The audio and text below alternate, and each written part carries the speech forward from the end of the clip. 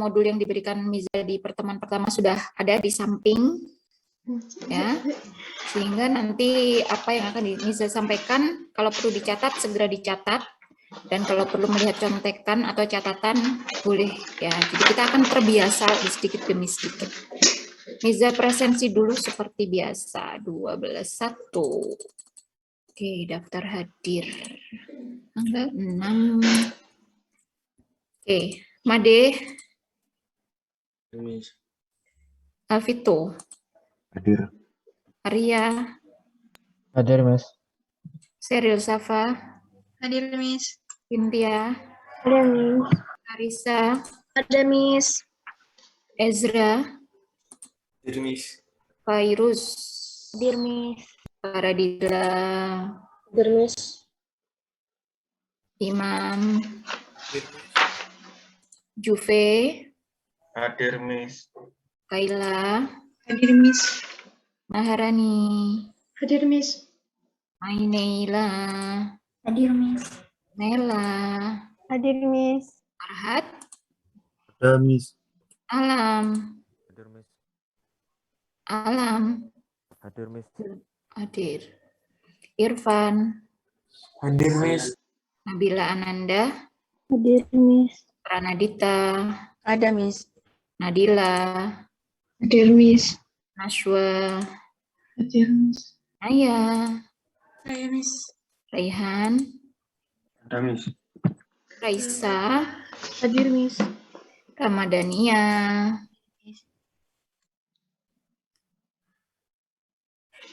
Reni. Hadir, Miss. Satria. Hadir, Miss. Syarif. Hadir, Miss. Ulung. Hadir, Miss. Alhamdulillah, sudah full tim. Oke, Miza lanjut ya. Terakhir kita sudah sampai di pembahasan jurnal umum. Nah, sekarang kita masuk ke materi berikutnya. Oke. Miza share screen, bisa fokus ke share screen-nya Miza ya. Kita masih di siklus akuntansi perusahaan jasa, ya. Miza sudah menyampaikan juga sebelumnya. Tahapan yang pertama adalah adanya bukti transaksi. Yang kedua, yaitu mencatat bukti transaksi ke dalam jurnal umum. Untuk mencatat transaksi ke jurnal umum dibutuhkan pengetahuan tentang mekanisme debit kredit. Ya, kalau tidak paham mekanisme debit kredit, pasti jurnal umumnya salah. Ya, tugas yang kemarin maaf ya, belum Miza lihat ya. Nanti kalau sudah Miza cek, pasti nilainya muncul di situ ya. Terus jurnal umum sudah, maka kita lanjut ke step berikutnya, yaitu membuat buku besar. Jadi ini adalah langkah yang ketiga, ya, membuat buku besar. Buku besar ini adalah apa jenisnya? Proses memindah catatan dari buku besar itu disebut dengan posting. Jadi buku besar ini nanti akan menunjukkan saldo setiap akun. Ya, saya ulangi, buku besar menunjukkan saldo akhir setiap akun. Proses memindah transaksi dari jurnal umum ke buku besar disebut posting. Ya, memindah transaksi dari jurnal umum ke buku besar disebut posting. Jadi nanti jangan bingung. Posting apa sih, Miss? Posting nanti saya mau posting ke IG saya, bukan gitu ya, bukan posting konten gitu, enggak ya, beda ya. Jadi posting itu memindah catatan dari jurnal umum ke buku besar. Nah, untuk memposting dibutuhkan pengetahuan tentang kode akun. Ya, kalau untuk membuat jurnal umum kan dibutuhkan pengetahuan tentang mekanisme debit kredit. Kalau untuk memposting dibutuhkan pengetahuan tentang kode akun. Jadi sebelum belajar tentang posting, Miza jelaskan dulu tentang kode akun. Kode akun itu apa, Miss? Kode akun itu adalah nomor unik setiap akun, ya. Jadi setiap akun itu punya nomor sendiri-sendiri. Ya, seperti kalian Ulung, Syarif, Ramadania. NIS-nya pasti beda. nomor induk siswa ya yang diperoleh dari SMA BSS itu pasti beda. Misalnya, Ulung NIS-nya 19001. Maka pasti tidak ada siswa lain yang NIS-nya 19001. Nggak ada. Itu hanya miliknya Ulung seorang. Nah, Syarif juga begitu, misalnya NIS-nya 19002. Maka nggak ada siswa lain yang punya NIS 19002. Demikian seterusnya. Ya. Nah, kode akun juga begitu. Satu kode pasti itu hanya dimiliki oleh satu akun. Tidak mungkin satu kode diperuntukkan lebih dari satu akun. Namun, kode ini bisa berbeda untuk perusahaan yang berbeda. Ya, misal BSS punya, Ulung siswa BSS, NIS-nya 19001. Ternyata di SMA 8 juga ada siswa yang NIS-nya 19001. Ya, nggak masalah, karena sudah berbeda sekolah. Tapi kalau satu sekolah, nggak mungkin NIS-nya sama. Demikian juga dengan kode akun. Bisa saja nanti kode akunnya KAS di perusahaan A itu XXX. Ternyata kode XXX di perusahaan lain itu dimiliki oleh bukan KAS, tapi piutang. Misalnya begitu. Nggak masalah. Karena sudah berbeda perusahaan. Ya, paham ya? Nah, yang harus sama adalah yang sudah dijelaskan oleh Miza kemarin terkait golongan akun. Golongan akun ini urutannya ini sama dengan NISN, ya, nomor induk siswa nasional. Jadi ini berlaku secara dunia, secara internasional. Nomor 1 pasti aset, nomor 2 pasti liabilitas, nomor 3 pasti ekuitas, nomor 4 pasti pendapatan, nomor 5 pasti beban. Ya, sedunia pakai ini urutannya, nggak ada yang berbeda. Nggak ada Amerika itu liabilitasnya nomor 3, nggak ada. Ya, kalau ada berarti akuntannya berarti pakai aliran sesat. Ya, nah, ini sama dengan NISN kalian ya. NISN-nya Ulung pasti beda dengan NISN-nya Satria. Pasti beda punyanya Reni, pasti beda punyanya Imam, nggak ada yang sama. The one and only NISN punyanya Satria, misalnya seperti itu ya. Jadi ada yang berlaku secara umum, ada yang berlaku secara khusus di setiap perusahaan. Bagaimana cara membuat kode?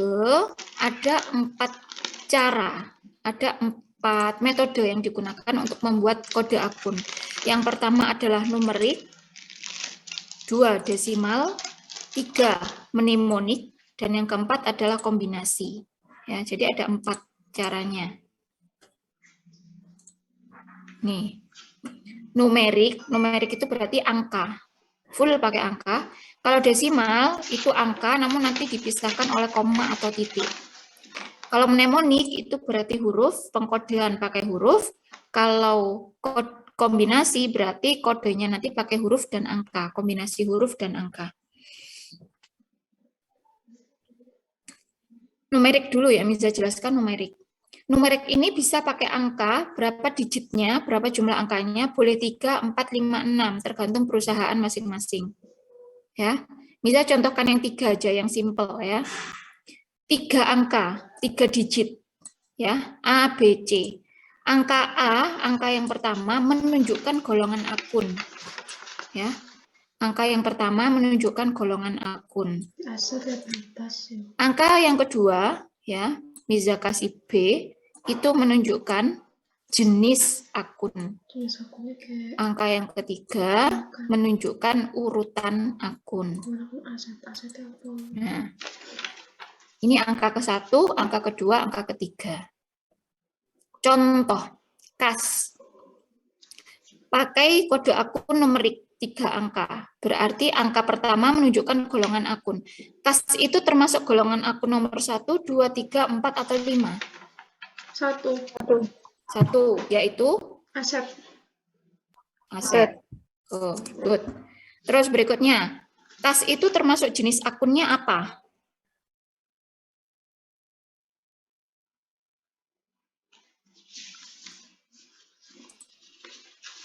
Jenis akunnya kas itu masuk di mana? Aset tidak tetap. Aset tidak tetap. Aset tidak tetap itu keberapa? 1, 2, 3, 4, 5. 1. 1. 1. Terus urutan keberapa kas itu di aset tidak tetap? 1. 1, urutan ke 1. Clarissa Fania, tolong lebih fokus ya nak ya. Miza nggak mau ngulangi lagi ya. Tolong ngobrolnya di stop dulu. Silakan fokus ke pelajaran dulu. Jadi urutan ke 1. Nah, sehingga kode akun untuk kas itu adalah 111. Ini menunjukkan apa? Ini kalau Miza baca, maka kas itu termasuk golongan aset, termasuk aset tidak tetap, terus dia urutan pertama. Seperti itu. Contoh lain. Perlengkapan.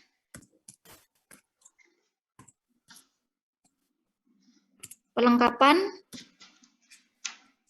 golongan akun nomor piro?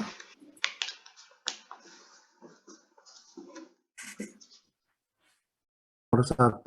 1 masuk aset. Jenis akun Aset tidak tetap. Aset tidak tetap. aset Satu tidak juga. tetap nomor Nomor 1. 1 juga. Urutannya ke 3. ke 3. ketiga. Ini ya. Paham ya? Miss, di perusahaan lain itu kok bukan ketiga, Miss. Perlengkapan itu 112, nggak apa-apa, nggak masalah. Ya. Mungkin di urutan keduanya itu tidak ada, jadi langsung ke habis kas perlengkapan. Ya. Sehingga jumlah akun setiap perusahaan itu bisa berbeda. Ya, tergantung akun yang digunakan di perusahaan itu banyak atau sedikit. Misalnya perusahaan itu cuma pakai kas perlengkapan tok misalnya seperti itu. Ya, berarti cuma 111 sama 112. Seperti itu. Tapi kalau di sini banyak, habis kas ada piutang, ada perlengkapan, ada persediaan barang dagang, ada apa? Berarti nanti 111, 112, 113 dan seterusnya. Ya, jadi kembali lagi ke perusahaan masing-masing. Sekarang kalau utang usaha berarti berapa? Golongan akunnya 2. Jenis akunnya Liabilitas jangka 1. Urutannya 1. 1. 2 ini masuk ke liabilitas. Jenis akunnya adalah jangka pendek, urutan pertama. Gitu maksudnya. Beban gaji, golongan akun 5. 5. Jenis akun Beban. Hah? Iya masih beban. Jenis akunnya Beban gaji, beban operasional. berapa? Rek? 1, Miss. 1. Apa 1 itu? Beban operasional. Iya sih. Beban gaji, Miss. Loh, ini loh, yang kedua ini loh, 1 ini loh. Apa? Jenis akunnya 1 ini apa berarti? Hah? Operasional. Operasional, betul. Jadi salah. Terus, angka ketiga 1. Nah, begini ya. Dulu kan Miza menjelaskan tahu beban dan pendapatan, kalau di catatannya Miza memang nggak dijelaskan. Tapi Miza sudah menjelaskan secara lisan bahwa beban dan pendapatan itu dibagi menjadi 2, beban operasional dan beban non-operasional. Pendapatan juga dibagi menjadi 2, pendapatan operasional dan pendapatan non-operasional. Begitu. Oke? Sudah ya? Sekarang yang numerik seperti itu, ya. Misalnya nanti Miss yang 4 angka bagaimana? Yang 4 angka ya bisa aja 1 1 1 1 begini atau 1 1 0 1 gini. Ya, berarti dia urutan ke 01. Berarti nanti ada yang urutan ke 59. Makanya pakai 2 desimal gini juga boleh ya. Tergantung mana yang mau dipakai oleh perusahaan itu. Ya, semakin banyak angkanya itu berarti semakin detail. Ya. Terus yang desimal berarti sama dengan yang numerik, tapi bedanya diberi koma atau titik. Kas misalnya berarti ini enggak. 1.1.1.1 gini. Utang usaha 2.1.1, beban gaji 5.1.1 ya. Jadi bedanya cuma diberi tanda koma atau titik. Ya, tapi caranya sama dengan numerik. Ya. Mnemonik huruf. Nah, kalau ini pakai huruf ya. Kas misalnya. Kas tadi kan masuknya ke aktiva lancar, berarti dikasih kode akt lancar gini. Atau kalau mau aset tidak tetap. Nah, begini juga boleh. Ya. Utang usaha, utang lancar misalnya seperti ini, ya. Utang L, lancar berarti ya. Lancar itu berarti yang jangka pendek.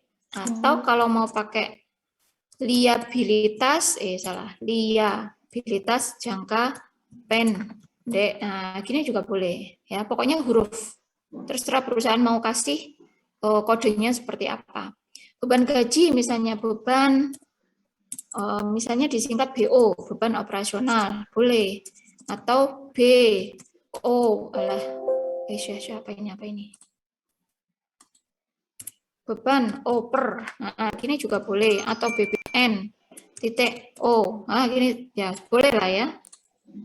Yang ini tidak ada apa namanya baku alis kok tanda tanya sih. Tidak ada bakunya karena tidak ada angkanya. Nah, jadi ini terserah perusahaan masing-masing. Kombinasi berarti huruf dan angka. Berarti misalnya kas itu aktiva lancar nomor 1. Nah, gini boleh. Atau aset tidak tetap 01. Nah, gini boleh. Utang usaha, utang lancar 001, gini boleh. Beban gaji, beban operasional nomor 1, misalnya gini, ya. Atau ini mau diganti beban operasional gaji, gini boleh. Atau ditambahi beban operasional gaji karyawan BOGK, nah, misalnya gini juga boleh lah ya. Terserah perusahaan masing-masing ya. Karena ini cuma singkatan huruf ya, jadi tidak ada aturannya ya, terserah perusahaannya masing-masing. Kalau yang numerik sama yang desimal tadi kan berhubungan dengan golongan akun, dengan jenis akun ya. Jadi nggak boleh. Kalau yang ini boleh lah, terserah perusahaan masing-masing. Miss tanya, Miss. Silakan. Jadi kalau yang huruf sama huruf dan angka itu berarti terserah kita ya, Miss? Terserah perusahaannya. Kan kalau yang ini kan cuma urutannya kan, angka yang di belakang ini kan cuma urutan.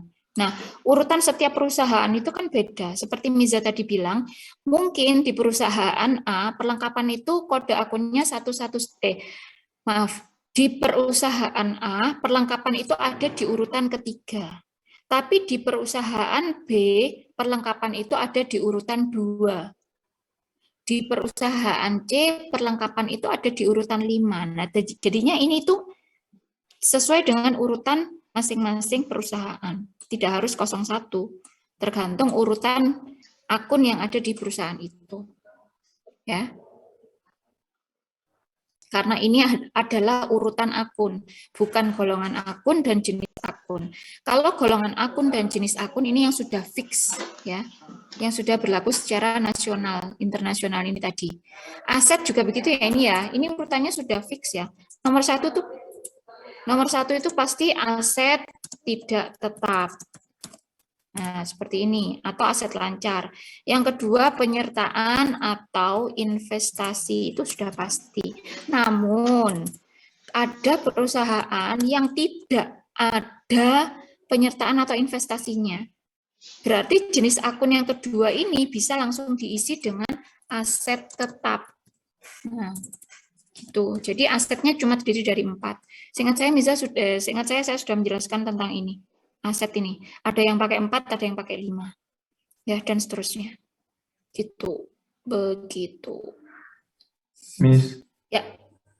berarti misalnya ada soal, berarti apakah selalu kas utang usaha itu berurutan gitu, Miss?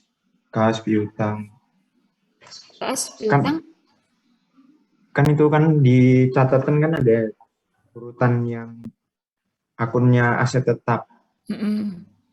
Itu nanti misalnya di soal apakah ngikutin itu atau di soal dia ngasih urutannya lagi? Di soal sudah ada urutannya. Biasanya di soal sudah ditentukan kode akunnya seperti apa. Ya. Jadi ngikut soal. Sudah? Untuk kode akun bisa dipahami? Kalau sudah dicatat ya. Kalau sudah, Miza lanjut ke posting sekarang ya. Posting.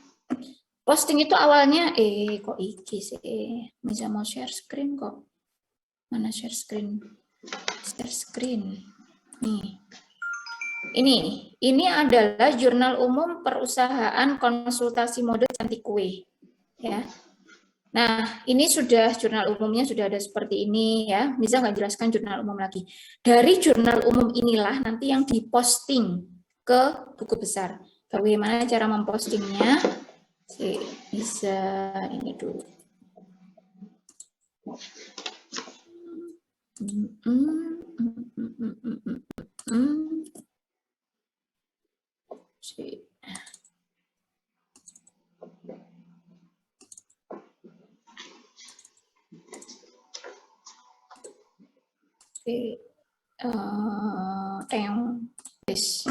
Bisa share screen. Nah, ini bentuk tabelnya buku besar.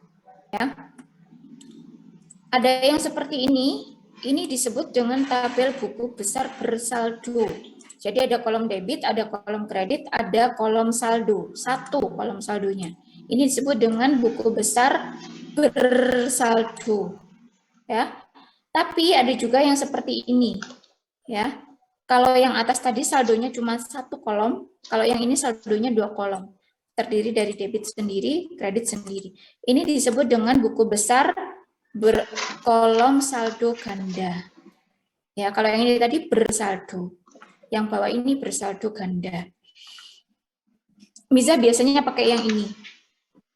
Karena yang sering digunakan adalah yang ini. Yang di soal-soal keluar itu biasanya ini, saldo ganda. Ya. Walaupun tidak tertutup kemungkinan pakai saldo 1, tapi yang sering keluar adalah saldo ganda. Bagaimana cara memposting? Sangat mudah. Memposting itu adalah memindah. Ingat, memindah. Jenenge mindah itu berarti gak pakai mikir, tapi butuh konsentrasi. Ya. Ini adalah jurnal umum yang tadi, ya, si konsultasi mode cantik kue tadi itu ya. Ini adalah jurnal umumnya. Nah, Miza sudah bilang bahwa satu buku besar itu menampilkan saldo akhir setiap akun. Ya, buku besar menampilkan saldo akhir setiap akun. Artinya, satu buku besar itu hanya untuk satu jenis akun. Satu buku besar hanya untuk satu akun, nggak boleh dicampur-campur. Jadi kas punya buku besar sendiri, utang punya buku besar sendiri, modal punya buku besar sendiri, piutang punya buku besar sendiri, perlengkapan punya buku besar sendiri. Tidak boleh dicampur. Ya. Nah, kalau seperti itu, saya tanya dulu kalau gitu. Dari kita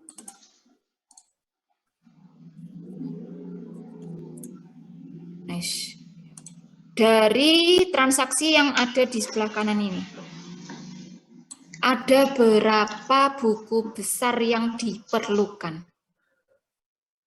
Kas, beban, Ada berapa buku besar yang diperlukan? 5. 3. 3 bener.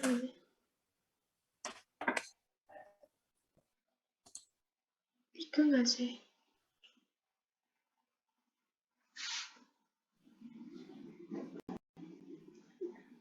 Kas, modal, invest kan itu nanti.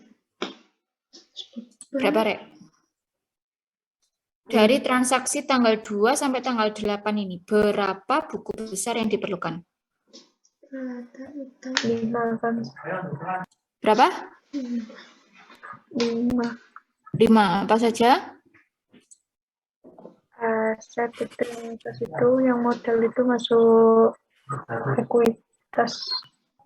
Terus bebanan itu yang ke akun kelima. Tadi ada 3. Tadi ada lagi, Miss. Sebentar. Pendapatan. Sama itu utang usaha. Itu liabilitas. Bisa tanya lagi. Satu buku besar untuk berapa akun? 1. Satu akun. Satu akun. Di sini ada berapa akun? 7. 7. Apa saja? Kas, Kas, modal, Modal, beban sewa, beban sewa, peralatan kantor, peralatan kantor, utang usaha, utang usaha, pendapatan jasa, pendapatan jasa, beban iklan. beban iklan. Berarti ada perlu berapa buku besar? 7. 7. 7. Oke. Di sini ada 7 akun yang berbeda. Berarti perlu 7 buku besar. Ada kas. Ya. Kasnya kan ada banyak, Miss. Ini kas, ini kas, ini kas, ini kas. Lah kan akunnya kas. Bodoh. Ya berarti buku besarnya 1. Ya. Kas. Terus apalagi akunnya? Modal. Oke. Apalagi beban sewa? 3. Apalagi peralatan kantor? Apalagi utang usaha? Kas, modal, kantor, Apalagi pendapatan jasa? Apalagi beban iklan? Nah, berarti ada kuning, hijau, biru, pink, jingga, abu-abu, sama ungu. Berarti 7. Kalau akunnya sama, ya berarti buku besarnya sama. Masya Allah, Rek, Clarissa, Rek, harus diomongin. Pelajarannya Miza, aku kok mangan, cok ngombe, cok turu, cok Masya Allah, Rek. Miza ket gak mangan, gak ngombe, padahal sering ngomong Miza loh, aku taktik lah, mau Klar. Terus gak direken Miza, tinggal ngombe. Sedih banget. Sudah ya, jadi ada 7 akun, maka butuh 7 buku besar. Kita fokus dulu ke kas. Yang ada kasnya yang mana? Tanggal berapa saja? Maineila. 24. Yang ada kasnya tanggal berapa saja? Tanggal 2, tanggal 4, tanggal 7, sama 8. Sip. Ini ya, yang ada kasnya. Kita fokus ke kas dulu. Karena kita mau membuat buku besar untuk kas. Nah, berarti yang fokus ini ya, yang ada kasnya. Oke. Kita tulis di sini. Ini buku besar. Ya, ini buku besar. Ini buku besar punyanya siapa? Harus kita beri identitas dulu. Meletakkan nama akunnya ada di pojok kiri atas, kas. Pojok kanan atas, tuliskan dengan kode akun. Kita tadi sudah belajar, kas itu kode akunnya 111. Maka ini sudah sah menjadi buku besarnya kas. Sekarang tinggal diposting. Cara mempostingnya, tuliskan tanggal seperti yang sudah kita pelajari, tahun dulu. Terus bulan. Ya. Terus kita ini karena kas, kita fokus ke kas. Yang ada kasnya tanggal 2, berarti tulis tanggal 2 sini. 2. Keterangannya diisi apa? Keterangan di buku besar adalah keterangan transaksi di jurnal umum. Berarti ini keterangan transaksinya. Ya, Investasi kita pindah ke buku besar. Wes, keterangannya keisi. Apalagi yang kita pindah? Nominal. Debit, kas tanggal 2 itu ada di sisi debit. Berarti kita pindahkan juga ini ke sisi debit. Sisi sini. Pindah, wes dipindah. Sudah? Kalau sudah dipindah, kita masukkan saldonya. Saldo itu hasil akhir. Kalau di sini awalnya adalah debit, berarti saldonya juga pasti debit. Ya, saldonya juga pasti debit. Karena masuk, ini yang masuk 22 juta, berarti saldo akhirnya juga 22 juta. Sudah selesai diposting, ya, maka langkah selanjutnya adalah di jurnal umum yang kemarin ditanyakan sama siapa teman kalian ya. Kolom referensi ini ditulis apa, Miss? Ini ditulisi dengan kode akun. Kode akun. Kode akunnya kas berapa? 111. Ini tanda bahwa kita sudah memposting transaksi ini. Terus ini di buku besar, kolom referensi, kita tulisi dengan sumber pencatatan transaksi itu. Sumbernya ini tadi kan, ini kan jurnal umum. Halaman berapa? Oh, halaman 1. Berarti referensinya ditulis JU1. Artinya, transaksi ini dicatat di jurnal umum halaman 1. Nanti kalau sampai halaman 100 ya berarti JU100 dan seterusnya. Gitu. Berarti iki wes rek. Ini sebagai penanda bahwa kita sudah memposting. Miss, bagaimana kalau ini nggak ditulis loh? Nanti kalian lupa rek. Yang sudah saya posting yang mana? Yang belum saya posting yang mana? Kalau nggak dikasih tanda. Ya lek emek transaksi ini emek titik, lek transaksi ini wakeh. Terus nggak mbok kei tanda. Ndi mang sing wis tak posting kok bingung, masuk harus mulai dari awal kan ya ngeluh. Ya, karena ini sebagai penanda bahwa transaksi ini sudah diposting. Lanjut ya. Sudah. Berikutnya tanggal 4 ya kan ada kasnya kan? Berarti ini tulis 4. Keterangannya diisi apa? Sama seperti tadi. Transaksi, keterangan transaksi dipindah ke sini. Terus kasnya ini debit atau kredit? Oh, kredit. Berarti pindah juga ke sisi kredit. Nah, sekarang saldonya debit ketemu kredit. Ini kan saldonya kan debit ini saldonya. Terus ada transaksi kredit, berarti dikurangi. Debit 22 juta dikurangi kredit 3 juta. Berarti saldo kas sekarang tinggal 19 juta. Kurang 01. Gini. Ya, kalau sudah berarti jangan lupa memberikan kode akun, terus ini adalah sumber pencatatan. Sudah. Lanjut, tanggal 7 lagi yang ada kas, tanggal 7 tulis. Keterangannya adalah menerima pendapatan, pindah. Terus apa ini? Kasnya di mana? Oh, di debit, berarti pindah ke debit. Saldonya, saldo akhir di debit. Ketemu debit, berarti ditambah. Debit ketemu debit, berarti ditambah. 19 ditambah 10 juta, 29 juta. Nah, sudah selesai diposting, jangan lupa kode akun. Nah, ini juga sumber pencatatannya. Tanggal 7 sudah, lanjut tanggal 8, kas. Tanggal 8, saya tulis 8. Keterangan transaksinya, pindah. Terus lihat, kasnya ada di kredit, pindahkan ke sisi kredit. Saldo debit ketemu kredit, berarti dikurangi 29 juta dikurangi 1.500.000, 27.500. Nah, begini. Dan seterusnya. Ya. Jadi fokusnya hanya ke kas. Iki kas tok sing oleh mlebu nang kene kas tok. Ya. Kas saja.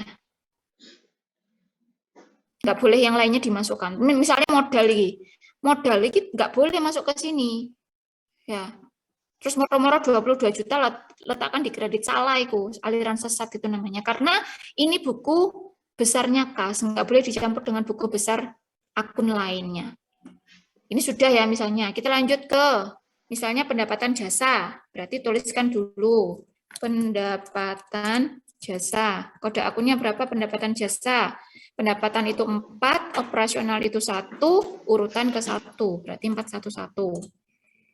Tulis tanggalnya dulu, 2014, tahunnya bulannya Februari. Tanggal berapa yang ada pendapatan jasa? Oh, cuma 1, berarti tanggal 7, masukkan sini tanggal 7. Keterangannya diisi apa? Ini, keterangan transaksi, pindahkan. Terus debit apa kredit ini? Kredit. Berapa? 10 juta dikredit, pindahkan ke sini. Saldonya, Miss, bagaimana saldonya? Karena masuk karena yang masuk ada di sisi kredit, berarti saldonya juga dikredit. Nah, gini. Ya. Kalau sudah diposting, berarti jangan lupa di jurnal umum diberi kode akun. Terus di sini ditulisi sumber pencatatan. Nah, begini. Nah, dan seterusnya nanti sampai semuanya selesai diposting. Wow, banyak Ya. sekali. Kalau berdasarkan ini berarti butuh 7 buku besar. Sesudah kas nanti ada buku besar modal, ada buku besar beban sewa, buku besar peralatan kantor, buku besar utang usaha, buku besar beban iklan, kurang 5 kalau berdasarkan ini. Miss isinya satu-satu gitu, Miss. Ya, kalau berdasarkan ini ya cuma satu-satu ya nggak apa-apa. Kan ini cuma contoh. Kalau aslinya ya banyak ya transaksinya sampai JU halaman berapa gitu. Ya ini kan cuma contoh aja. Silakan kalau ada yang mau bertanya. Keterangannya nggak usah pakai di dalam kurung. Nggak usah, kan tinggal pindah sini aja. Dari sini pindah ke sini. Jadi kalau yang di jurnal umum kan keterangan transaksinya kan boleh diberi tanda dalam kurung atau dicetak miring. Tapi kalau di buku besar dihilangkan. Miringnya nggak usah ditulis miring atau diberi tanda kurungnya dihilangi. Jadi normal kalau sudah di buku besar. Nah, ini tadi yang Miza bilang, apa fungsinya? Kita tahu berapa saldo akhirnya setiap akun. Misalnya tiba-tiba kita jadi akuntan ya, terus Pak Bos nanya nih, berapa saldo kas kita per tanggal 8 Februari 2014? Saldonya 27.500.000, Pak. Tinggal lihat di buku besar. Kalau kita nggak memasukkan ke buku besar, kita ngeceknya dari jurnal umum, ngeluh, ngitung kas 22 juta dikurangi, ngeluh kesuwen. Tapi kalau di buku besar, langsung ketahuan. Misalnya ini transaksinya sampai tanggal 31 Desember. Ya. Berapa sekarang saldo kita kas? Sekian, Pak. Nah, itu langsung aja dilihat di sini. Ditanya lagi, berapa pendapatan kita selama tahun 2014? Lihat aja nanti saldo akhirnya di sini berapa. Gitu. Ya, nggak usah ngitungin situ-situ, tekan jurnal umum. Push yang kalau begitu. Ya. Jadi menunjukkan saldo akhir dari setiap akun. Sudah. Silakan kalau ada yang mau bertanya.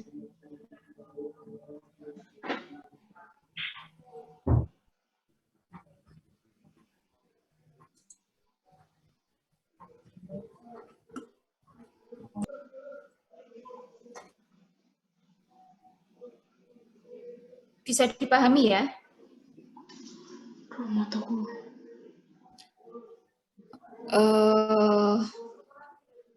Miza wanti-wanti lagi ya, Nak ya. Kemarin sudah lihat LPS-nya kan. LPS itu kan nilai murni. Kemarin itu belum semua nilai yang Miza masukkan. Jadi cuma 2 nilai ya. Jadi sistem memasukkan Bapak Ibu guru itu enggak misalnya kalian minggu ini ketemu 4 kali pertemuan ada 4 tugas. Langsung otomatis 4 nilai dimasukkan, enggak gitu.